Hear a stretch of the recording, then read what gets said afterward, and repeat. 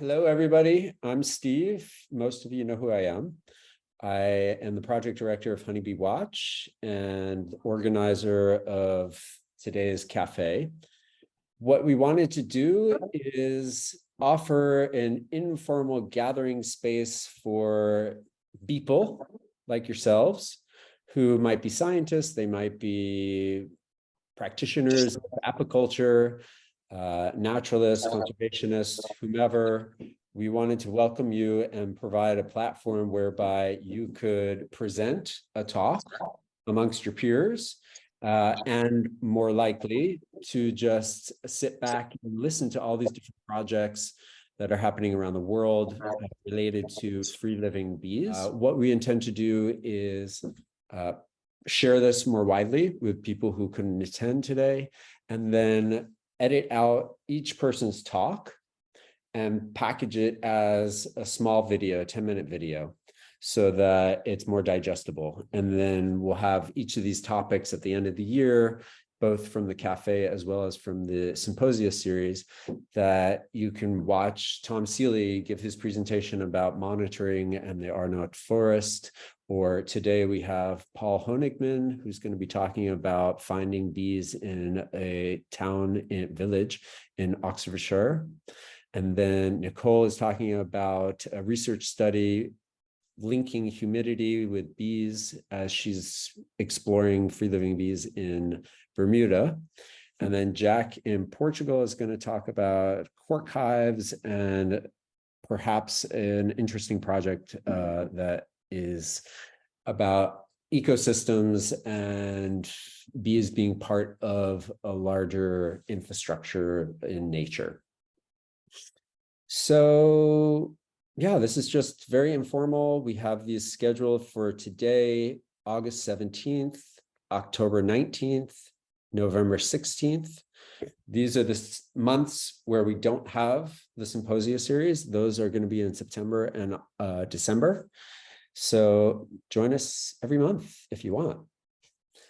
And with that, I think that that's it. That's my introduction. So Paul, you're going to be first. And would you like to unmute yourself? Unmute. Okay. Well, hi. I'm Paul Honigmann. Can you see me? Or perfect. We can see you and we can hear you. Good, and I'm going to start your 10 minutes. How about that? Yeah. Okay. Good. I'm going to do that so you can screen share. And we want full screen. Full screen. There we are. Okay, right. Okay, so I live in a village in Oxfordshire, in Britain. The village, I've been here ever since I began keeping bees 13 years ago. And when there's a swarm in the area, people come to me and say, there's a swarm. So I think I probably know all the colonies in the immediate area. And the point of this talk is that there's actually quite a lot of them, and the density is surprisingly high. So let's have a look at some. This, by the way, is a picture of one of the colonies in the village. This is a chimney looking up from underneath. But anyway, yes, key points. There's lots of them, and I want to help you see how I find them, because some of them I've spotted myself. Most have been pointed out to me by the householder. And there definitely is varroa here. I just checked the inspection board of one of my hives a few days ago. I was looking for something else, but I noted there was only 3 varroa. So there's some varroa around, but the local bees are pretty resistant. I don't treat my colonies. Okay, so this is Oxfordshire. Can you see my mouse? I hope so. Yep. Good. Okay, so this is an old map. Basically, I'm around here, around that red circle there. That's my area, and it's not that far from Blenheim Forest, the other red ringed area. So I'm about 10 kilometers away from the Blenheim bees, which may be relevant. Kidlington has got little skull and crossbones because there used to be someone who's breeding very angry bees there. And the green areas are people who've bred varroa-resistant bees. Ron Hoskins, you may have heard of elsewhere, but we don't have time to go into that. Oh, and the orangey area up here is a guy who's got like 1,000 buckfast hives in that area. He's a buckfast breeder. So the genetics is pretty mixed, but the locals are resilient. Here's a map of the village. We're going to start off in this corner and basically go for a walk around the village, looking at these red houses. Okay, now I'm not quite sure of the scale here. Basically, it's 1 mile, exactly 1 mile to go around the main loop of the village. The village is quite old, many centuries old, and the core of the village is very old houses, which is important because around those have been built newer stuff in brick and such like. The bees don't seem to inhabit those. They always inhabit the old houses. So we're going to start out up in this corner. So this is my back garden, and the only real point here of showing you this is that down in the bottom left there's some hives which are basically completely left alone, just warrior hives, and peeking over the top in the top right corner there's a lime tree, or linden tree as they'd say in Europe, and that's incredibly good forage. This is about twice the height of my house. It's there's a lot of good forage here. That's a different thing. Right, round the corner of the house, sorry, I should explain, we're going for a photo walk around the village. This is the side of the house.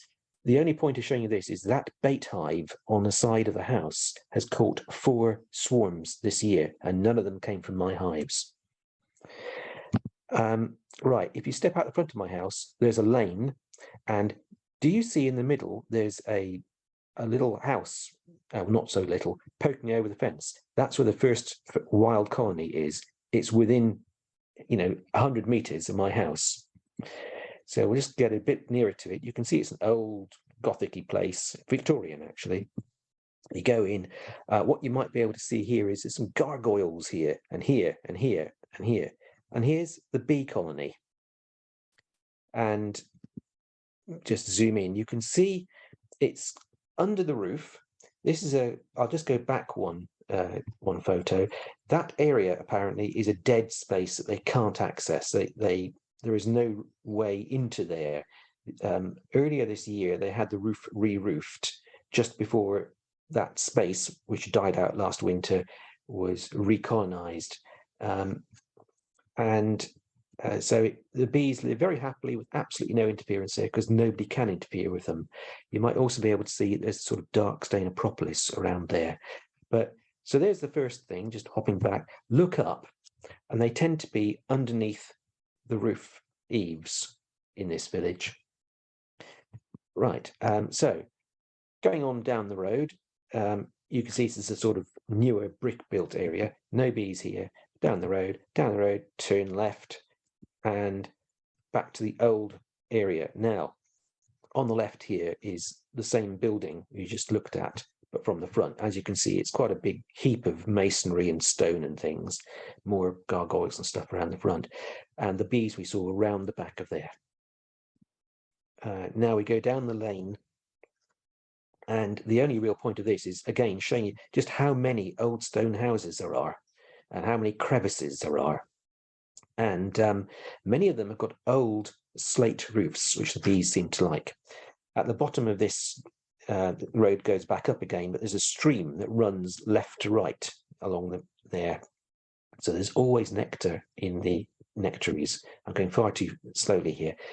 That's just forage in the area. Going up and along a couple of roads. Right, so we've come from here, the Grange. We're now about to go see Hill House. So we go down the lane to it. Here is Hill House. This is a very interesting place because it has about 5 colonies in its roof. If you go down to the roof, there's one here, there's one there, there's another one here, and there's more around the corner.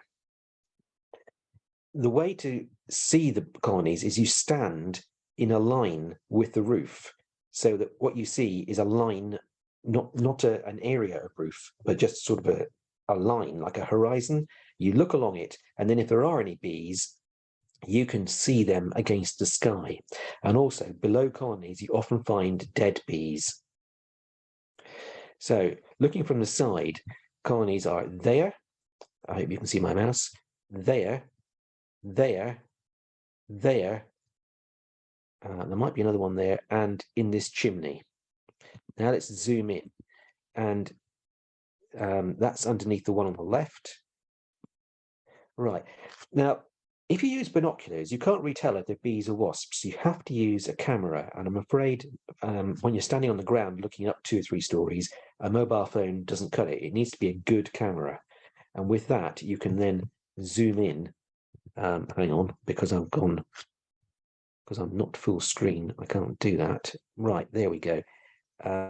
You can zoom in and you can see, oh yes, that is a bee. It's got a rounded bum and it's got fur here, and our local wasps are all very black and yellow. Let's move on a bit. That's just the forage in the garden next to the place.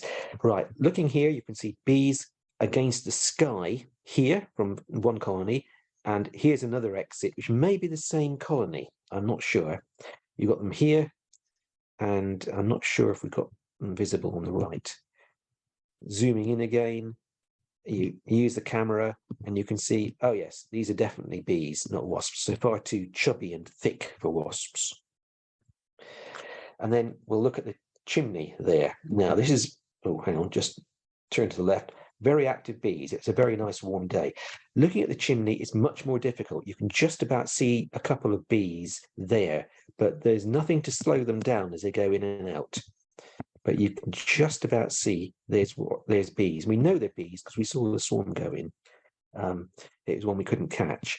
But an interesting feature here is that metal rod, that is a lightning conductor. So if the house ever gets hit by lightning, those bees are likely to get fried. Not sure what happens then. Oh, that's a working chimney. Oh, and also below one of those nests is this this set of steps down to a cellar. And if you look on the floor, down on the steps, there's some dead bees. We can go right in there. And so that's a good sign that you're just underneath a nest of bees. This is quite a problem for the guy who lives there. He was always having to sweep them away. Right, so we have gone around the left-hand side of the village. We've looked at the Grange, where there was 1 colony, Hill House, where there was about 5. Now we're going to go along here, and I walked along here and to the place marked Summer House, so just down the road. Again, more stone buildings, more slate roofs. Okay. And I came to this house and I thought, well, as I'm doing this photo tour, I'll just knock on the door and ask if I can take a photo of where some bees used to be in this outbuilding they've got behind them, which is about 300 years old. And they said, oh, they're back. And indeed they are. So you see in the middle, there's this sort of dark patch in the middle of the wall.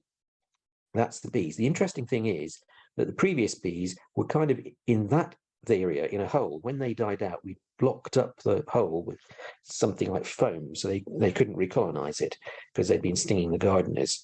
But only, and I'm overrunning a lot. But these bees that's a new swarm that just moved in a few weeks ago, and they seem to be doing fine.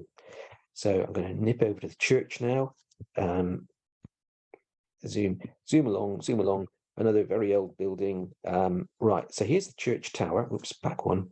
What we have is halfway up the tower, there's 2 holes here. And for 18 years, there was a colony that lived in this hole. And last year, it expanded so much, it was also using that hole. It had expanded downwards. It died out over the winter, unfortunately. Zooming in for a bit more detail. What we now have is it's been recolonized, and I saw the swarm that went in, and then the next day another swarm moved into this hole. So these are 2 completely different colonies now, but they are in the same overall cavity. And if we zoom in, you can just about see they are bees. Anyway, I assure you they are. Looking up the wall, from at the bottom of the tower, again, you can see loads of bees. Now, if you zoom in, you can get a reasonably good focus on them. That's better. But the point is that sometimes you come across wasp nests and you think, is that bees or not? Anyway, coming out of the church, go along the road. Here's an interesting house. It's very pretty. This is the old school, and this is the old schoolhouse. Now, what I didn't know was I was going to go. Oh, you got 1 minute. Okay, thank you. You've got bees up here, but what I didn't notice was you've also got wasps up there. And a few days later, I was called to look at them there. So for the wasps, this is the best photo I could get, and this is a very fast camera, and it could only just get them. And that's how you tell these are wasps, basically, because even if you can't get as good a photo as this, you find they're far too fast to focus on. There's the bees viewed from below. And then we go across the road to this house, and in their garden, you've got a tree. And that big tree that you can see on the left there has got a colony up near the top in this hole. And if we're lucky, you can just about see a bee there. So what we've done now is we've gone all the way in a big loop around a 1 mile circuit to Cedar Lodge, and we've seen about 10 colonies in a very compact area. So what can we say? They really like old buildings, and it's not clear to me why there's only 1 tree colony. Maybe I just don't spot the tree colonies.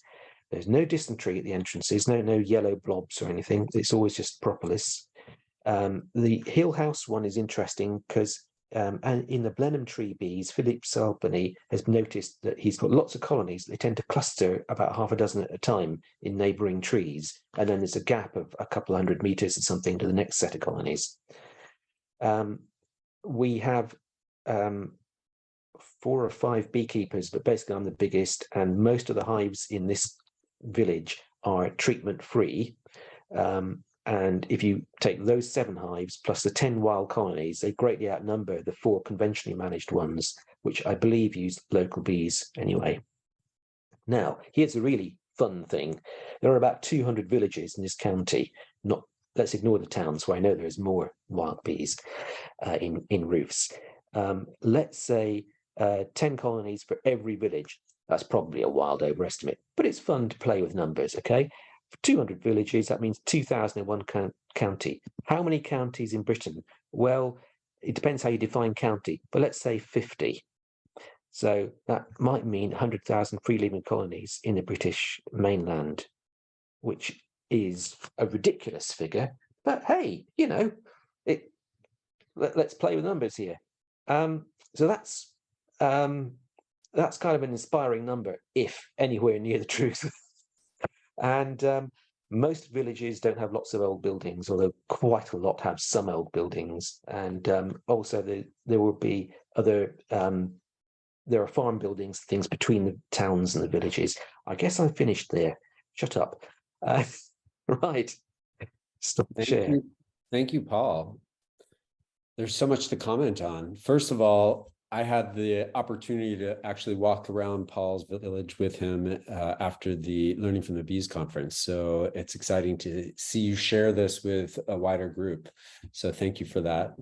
And as he's saying, if you have old buildings in your community, maybe the bees are in little cavities and the markers are the dead bees on the ground, a darker entrance from the propolis, and then obviously the movement of the bees.